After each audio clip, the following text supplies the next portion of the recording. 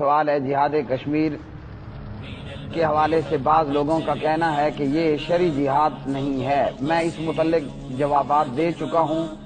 جہاد کشمیر جہاد فی سبیل اللہ ہے، اور جو فی سبیل اللہ ہو وہ شرعی ہی ہوا کرتا ہے۔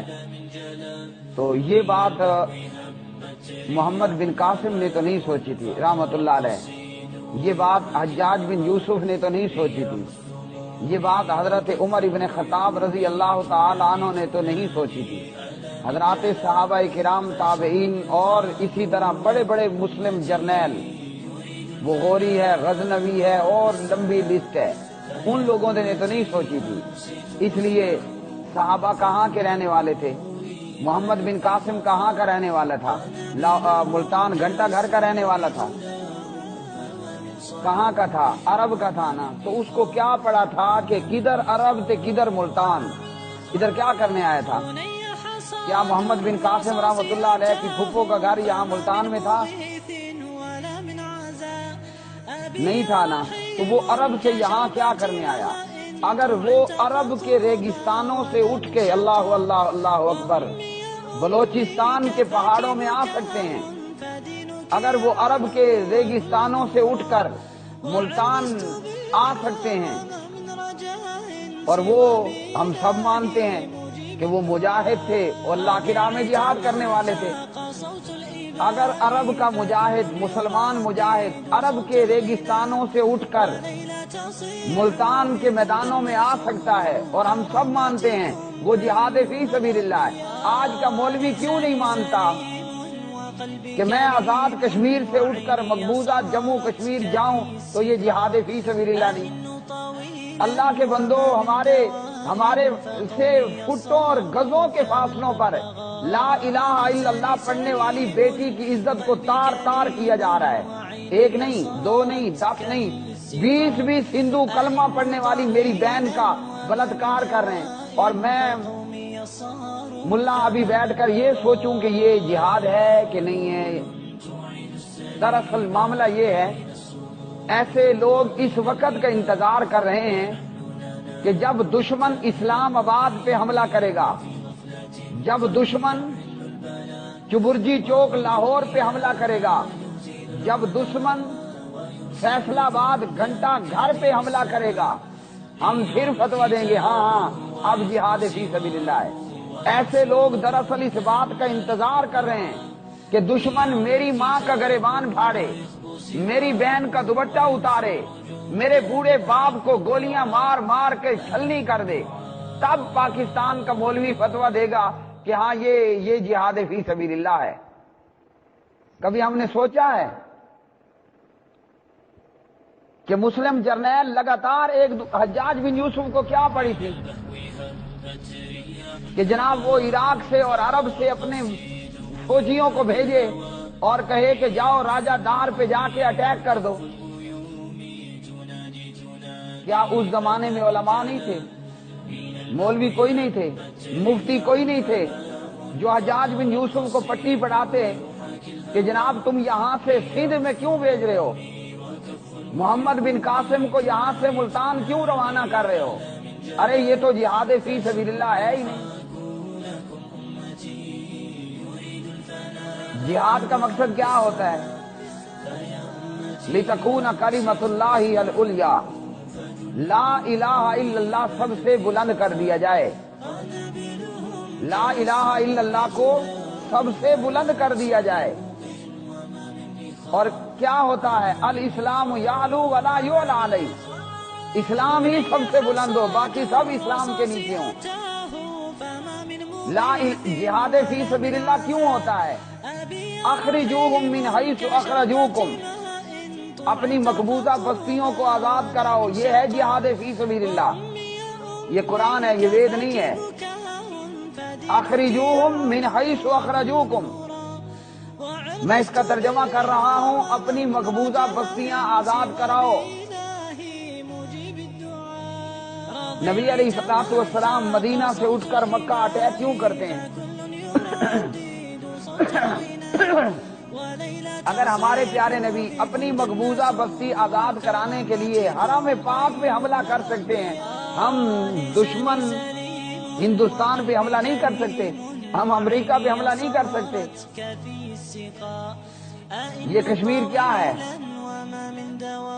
اسی کشمیر متعلق اللہ کے قرآن کی آیت ہے اخرجوہم من حیث اخرجوکم، ان کو نکالو جہاں سے انہوں نے تمہیں نکالا۔ یہ ہندوستان کیا ہے؟ یہ ہے اخرجوہم من حیث اخرجوکم۔ ہندوستان پہ کس کی حکومت تھی؟ لا الہ الا اللہ پڑھنے والوں کی نا، ہمیں وہاں سے نکالا گیا۔ اب قرآن کیا کہتا ہے؟ ہندوستان کی آزادی کے لیے لڑائی کرو، جہاد کرو۔ اور یہ پوری زمین کس کی ہے؟ ان الارض للہ، یہ زمین کس کی ہے؟ کالی ماتا کی ہے؟ یہ صلیب کی ہے؟ نہیں ہے نا، تو اللہ ہی کی ہے۔ ہم کون ہیں؟ ہم اللہ کے بندے ہیں۔ اب اللہ کی زمین پہ کس کا راج ہونا چاہیے؟ صلیب کا یا کالی ماتا کا یا لا الہ الا اللہ کا؟ تو اللہ کی زمین، ہم اللہ کے بندے، ہمیں حق ہے کہ ہم اللہ کی زمین پہ رہیں، کس طرح؟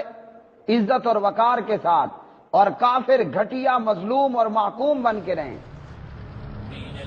تو یہ تو امت کا کام تھا، بھلے کشمیر ہماری مقبوضہ بستی نہ ہوتی، جبکہ ہے، جس میں ناجائز قبضہ کر لیا گیا، بھلے ہندوستان ہماری مقبوضہ بستی نہ ہوتی، جبکہ ہے، جس میں ہندو نے قبضہ کر لیا، اس کے باوجود بھی اسلامی حکومتوں کی یہ ذمہ داری بنتی تھی کہ مودی اور ٹرمپ کو کہتے یہ خط آ رہا ہے پڑھ لو لا الہ الا اللہ، تمہاری حکومت تمہارے پاس رہے گی۔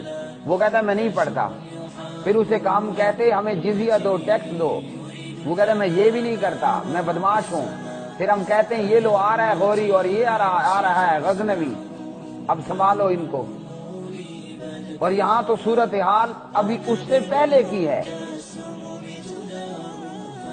تو اس لیے میرے پیارے بھائی، جہاد کشمیر جہاد فی سبیل اللہ ہے۔ نبی علیہ الصلوۃ والسلام نے فرمایا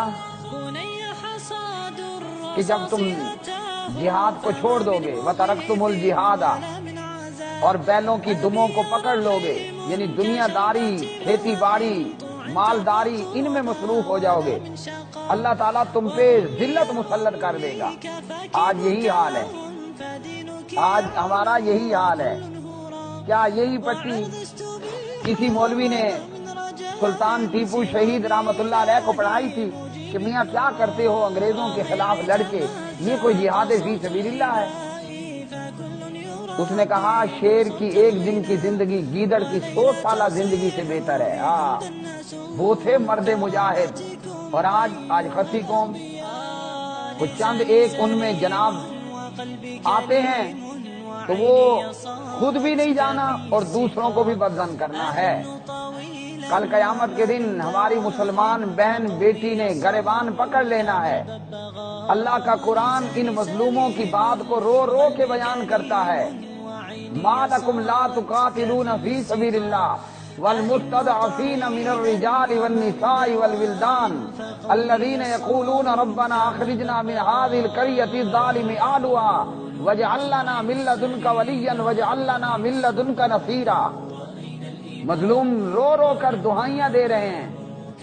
یہ پوچھا جائے تو کشمیر کے باپ سے پوچھا جائے، بیٹی سے پوچھا جائے، بہن سے پوچھا جائے، ماں سے پوچھا جائے کہ جہاں صرف ایک گائے کے ذبح کرنے پر پورا مسلمان گھرانہ جلا دیا جاتا ہے، ہندو بلوائی اس گائے ذبح کرنے والے کی بہن بیٹی ماں کے ساتھ 20 مل کر بلاತ್کار کرتے ہیں۔ تو جی کیا ہے اس نے ہماری ماں کو چھری پھیر دی ہے۔ حالانکہ وہ میں پچھلے دن ایک کلپ دیکھ رہا تھا، انڈیا ہی کا کوئی جسٹس تھا، پتہ نہیں چیف جسٹس تھا یا نچلے کوئی جسٹس تھا، وہ خود ہندوستانی ہو کر ہندوؤں کو کائنات کا احمق اور بے وقوف بتا رہا تھا کہ بھلا یہ بھی کوئی بات ہے کہ گائے تمہاری ماں ہے؟ تو اس نے کہا پھر بکرا تمہارا پھپھو لگتا ہوگا اور جناب بھینسا تمہارا خالو لگتا ہوگا۔ یہ کوئی بھی ترقی یافتہ قوموں کا حال ہے؟ جو قوم اتنی جاہل، اتنی الو، بے وقوف، احمق اور گدی ہو، تریکی میں کہتے ہیں کھوتی، کہ جو گائے کو جانور کو اپنی ماں بنائے ہوئے ہو اور خود ہندوستانی جسٹس انہیں یہ کہہ رہا ہے کہ بکرا تو تمہارا خالو ہوگا، بھینسا تمہارا ماموں ہوگا،